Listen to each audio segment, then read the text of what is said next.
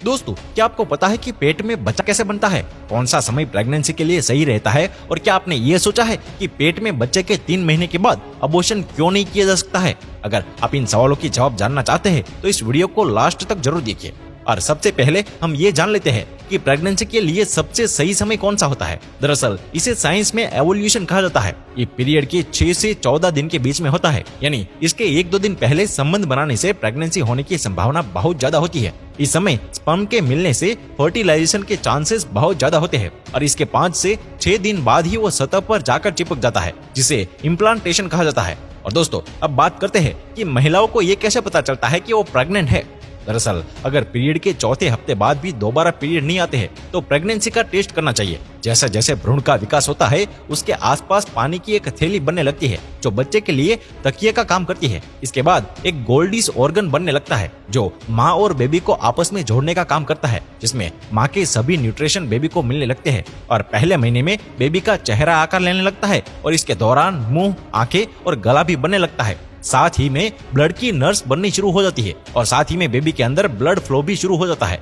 और दोस्तों, पहले महीने में बच्चे का साइज एक चावल के दाने से भी छोटा होता है और दूसरे महीने में चेहरा और भी क्लियर होने लगता है। चेहरे के दोनों तरफ कान भी बनने शुरू हो जाते हैं और बच्चे की हड्डियां बननी शुरू हो जाती है। इसके 6ठे महीने में बच्चे का दिल भी धड़कना शुरू हो जाता है और इसके बाद दिमाग और स्पाइनल कॉर्ड बनने वाली न्यूरल ट्यूब बन जाती है, जिसे बच्चे को छूने का एहसास होने लगता है। और इस मंथ के अंत तक बेबी का वजन 1 ग्राम का हो जाता है और इसके बाद 9 में से 13वां हफ्ता बेबी की ग्रोथ के लिए बहुत जरूरी होता है। और इस समय तक बच्चे के हाथ, पैर, उंगलियां पूरी तरह से बन चुकी होती है और इस महीने के अंत तक हार्ट और यूरिनरी सिस्टम काम करना शुरू कर देता है। इस फेज में बेबी आंखें चढ़ाना और मुंह बनाने जैसे एक्सप्रेशन देने लगता है। अब बेबी के विकास होने का पहला चरण 3 महीने में पूरा हो जाता है और इसीलिए अबॉर्शन के चांसेस खत्म होने लगते हैं।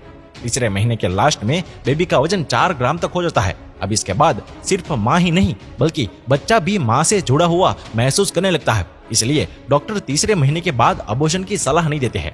अब बेबी सर घुमाना और अंगूठा चूसना शुरू कर देता है।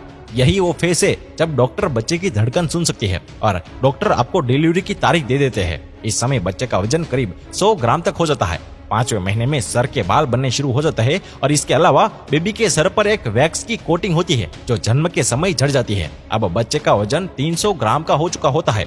अब दोस्तों, 6ठे महीने में बेबी का रंग लाल हो जाता है, जिसमें से आर्टिस्ट दिखाई देते हैं और बेबी के महसूस करने की क्षमता बढ़ जाती है और वो किसी भी आवाज को महसूस भी कर सकता है। इसलिए माँ को सलाह दी जाती है कि वो अच्छा म्यूजिक सुने और तेज आवाज में कहानियां पढ़े। अब 7वें महीने में बच्चे में फैट बढ़ने का शुरू हो जाता है और बेबी लाइट पर भी रिएक्शन देने लगता है और बेबी की मूवमेंट भी बढ़ जाती है। अब 8वें महीने में बेबी और भी मैच्योर होता चला जाता है और दिमाग का विकास भी बहुत तेजी से होता है।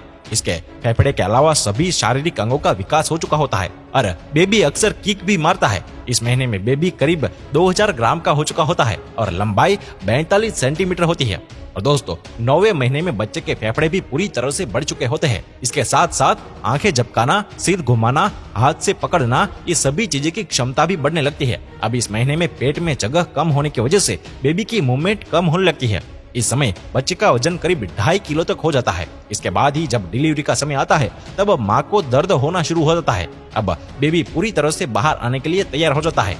जन्म के समय नॉर्मल सिचुएशन में बेबी का सर पहले बाहर आता है और फिर धीरे धीरे बाकी का शरीर भी बाहर आ जाता है। इसके बाद बच्चे और माँ के बीच की नाड़ी को काट दिया जाता है और इस तरह एक बच्चे का जन्म किसी माँ के पेट से होता है।